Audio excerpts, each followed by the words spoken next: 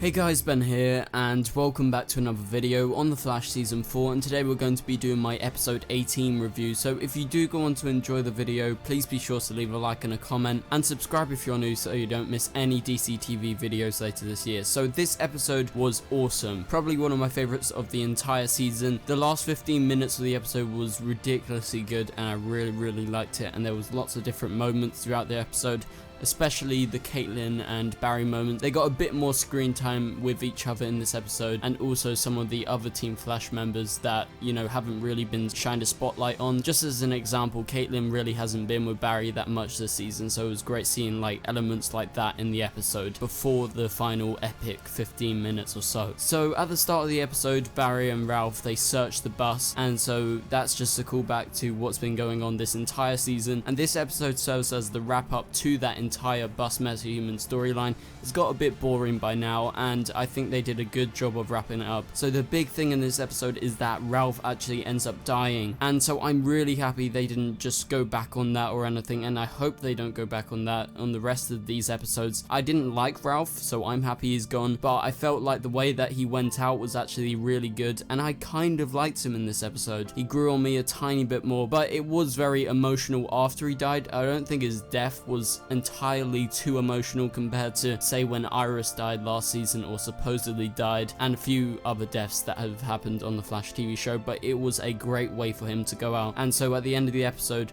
Ralph turns into the Thinker because the Thinker takes over his body, and Team Flash gets absolutely shredded. And guess what? Caitlin loses her Killer Frost powers. She doesn't have the metahuman gene anymore. He literally took it out of her via Melting Pot's powers, and that is crazy. So for now, she's not going to have her powers, but I'm sure that they will find some way of bringing Killer Frost back. But I'm glad that they're taking one route with Caitlin rather than, you know, just bouncing back and forth. I feel like they did a better job with Killer Frost in the last few seasons before this, and this season she's been really cool, but, you know, I feel like her storylines were actually better in season 3 especially. And so after Ralph dies and DeVoe takes over his body, we get the end credit scene of him actually turning back into his normal self. So Neil Sandilands is back, and this is going to be great because he's the best version of Clifford DeVoe that we've had so far. He was the original, and I feel like it's just going to get better and better considering how good the last 15 minutes was. And it's revealed that he went into the Reverse Flash Gideon room and actually stole some dark matter, so he's using it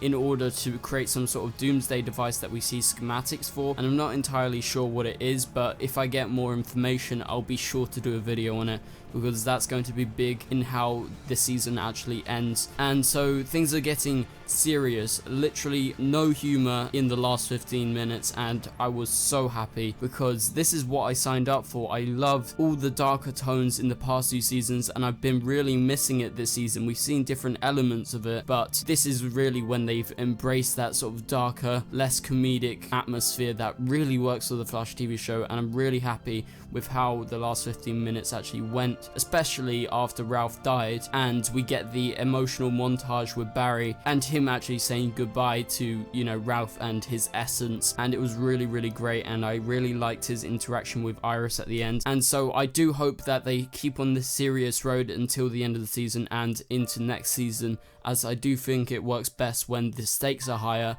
And this episode really reminded me of a Shakespeare tragedy, because with Harry, his downfall was his hamartia and his addiction, and there was a lot of things like that, and Ralph dies, the hero dies, which is very common in Shakespeare tragedy and Greek tragedy and everything to do with that. And so it felt like the stakes were a lot higher, and I really prefer it when the stakes are high and they're just not joking around with what they're doing, considering this is life and death stuff every episode. Literally, they are fighting for their lives, so I'm really excited for what's to come. And so another great scene was the scene where DeVoe actually tricks part of Team Flash into going to his lair as he comes to Star Labs, and he hacks into Star Labs, and then it's Ralph versus DeVoe, and it follows on to his death. But I think the best fight in the episode was actually Iris versus Marlize DeVoe, as Iris really proves what she's willing to do in order to stop the Thinker's plans, and she gets stabbed, she'll be fine, but it really showed the idea of how far Iris is willing to go, and it was a really good fight scene. Although it was kind of expressionistic, realistic. I really did like how they actually cut together those scenes. And so like I mentioned earlier, Harry juiced his thinking cap all the way up to maximum capacity in order to help, but instead that was his downfall. And so DeVoe, due to the fact that Harry was knocked out due to him juicing his thinking cap with dark matter, he was actually able to get the dark matter. And when he finds out about this, he's going to be really regretful when he finds out that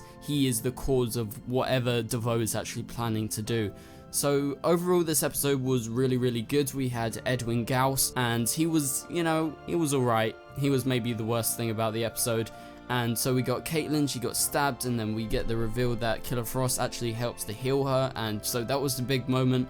A lot of people getting stabbed in this episode, and so I really liked how the tragedy aspects of the show actually shine through a lot more than it has in recent episodes. So anyway guys, thank you guys so much for watching. I will be doing my trailer breakdown later today for next episode. Citizen Cold is back from Earth X, and it's going to be great. So thank you guys so much for watching, and I'll see you guys later. Goodbye.